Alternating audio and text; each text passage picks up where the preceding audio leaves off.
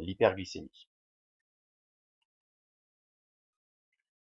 Comme vous l'avez pu constater donc en séance, ou en vidéomicroscopie, le diabète de type 1 a finalement une origine très simple à comprendre.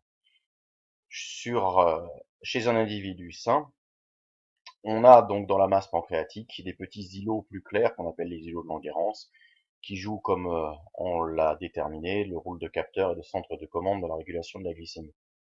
Ces îlots de Langerhans chez un sujet diabétique, en fait, sont très atteints, et on constate, en y regardant de plus près, que chez un individu diabétique de type 1, ce sont essentiellement les cellules bêta qui ont disparu.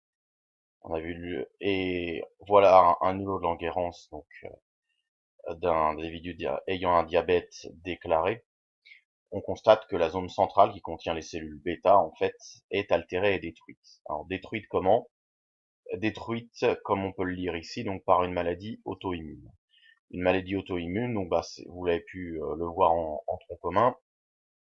Il s'agit donc d'une maladie qui est causée par le retournement du système immunitaire spécifique contre l'organisme. Alors, on pense que ce déclenchement peut être lié donc à une part de génétique, où la sélection donc et l'élimination surtout des auto-anticorps donc se fait mal lors de la maturation donc du système immunitaire, et aussi peut-être déclenché donc par une infection du pancréas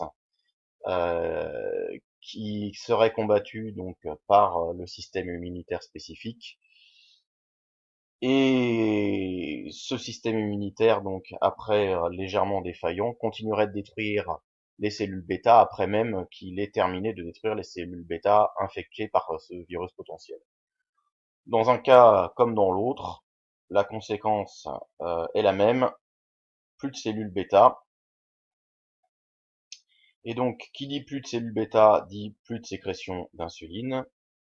Qui dit plus de sécrétion d'insuline, plus d'hormones donc hypoglycémiantes dans l'organisme, puisque l'on a vu que l'insuline était la seule hormone qui permettait de faire baisser la glycémie sécrétée par l'organisme. Donc un diabète de type 1, finalement, ça se décrit assez simplement.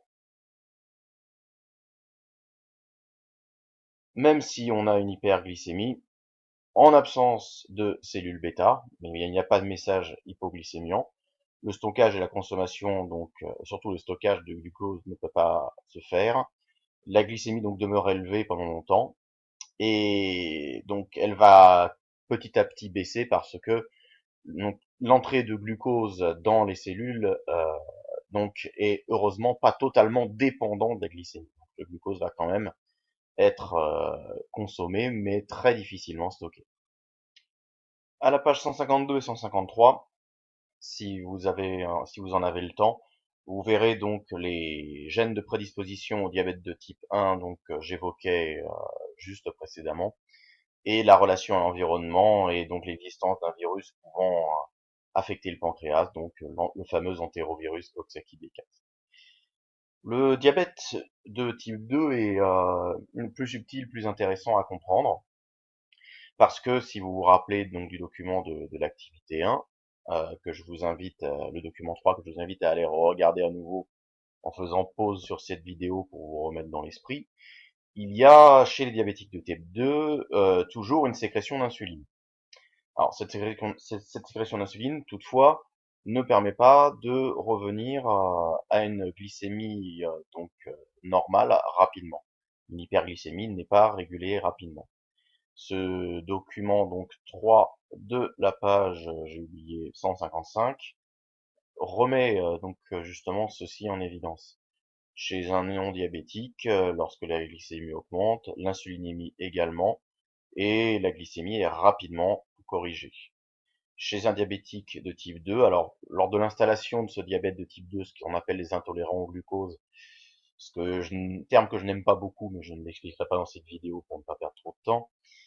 Donc il y a une hypersécrétion d'insuline, donc bien plus forte que chez le normal. Pourtant, eh ben, on arrive à réguler euh, relativement rapidement la glycémie, mais donc au prix d'une très très forte sécrétion.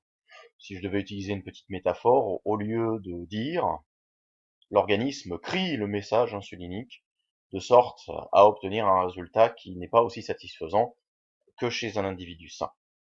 Chez un individu diabétique de type 2, donc l'insulinosécrétion existe toujours, mais l'organisme semble ne plus crier et du coup l'hyperglycémie donc est encore moins bien régulée. Donc c'est comme si une certaine surdité, entre guillemets, une insensibilité au message insulinique apparaissait.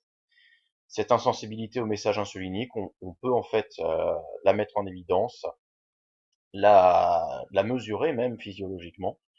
C'est voilà, c'est ce qui vous est exposé dans le document 2, que je vous invite à lire soigneusement, parce qu'il y a un document qui lui ressemble pas mal, qui se trouve dans l'un des 2 sujets de VAC que je vous ai préparé, donc pour que vous puissiez vous entraîner, face à des véritables problèmes, de problèmes d'écrit en vue justement des écrits prochains. Alors très rapidement, je vais enchaîner sur une petite trace écrite. Je vous ferai suivre probablement un petit polycopié qui reprendra à peu de choses près donc le parcours texte à trous de révision que vous avez donc pour l'ensemble de programmes sur bsvt.org.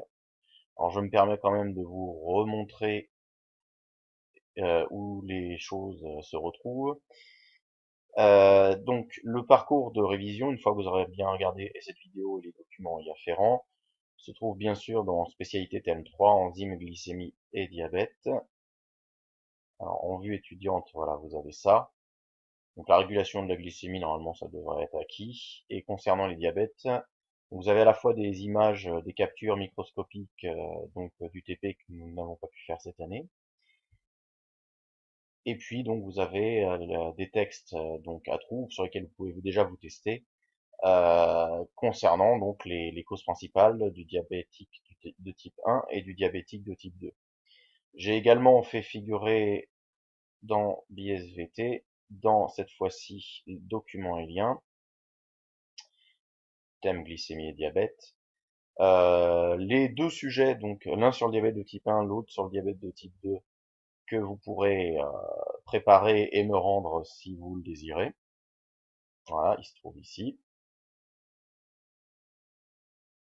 Et je vais rajouter également ce document, non pas celui-là, voilà ce document-là, qui explique rapidement et schématiquement l'origine du diabète de type 1, donc on a dit cellules de bêta détruites, et le diabète de type 2, donc une surdité à l'insuline qui a ici été de manière très caricaturale représentée par l'absence de récepteurs insuliniques sur donc les cellules du foie capables de stocker le glucose pour ramener la glycémie à la normale. Alors en définitive, donc ce n'est pas aussi caricatural que cela, mais il y a une perte, il y a selon les études et selon les cas, soit une perte de sensibilité aux récepteurs, donc au message de l'insuline des récepteurs, soit une déformation de ceux-ci qui font bien moins transmettre le message. Donc dans un cas comme dans l'autre, l'hypersécrétion d'insuline ne permet pas de réguler correctement la glycémie. Voilà, cette vidéo est maintenant terminée, donc vous savez qu'il vous reste à faire. Non, pas lâcher un pouce bleu, mais aller tirer l'un des 2 sujets, au moins de bac, proposés sur BSVT, me le résoudre et me faire une très jolie synthèse. Sur ce, à bientôt pour la séance de révision de TP. Bye.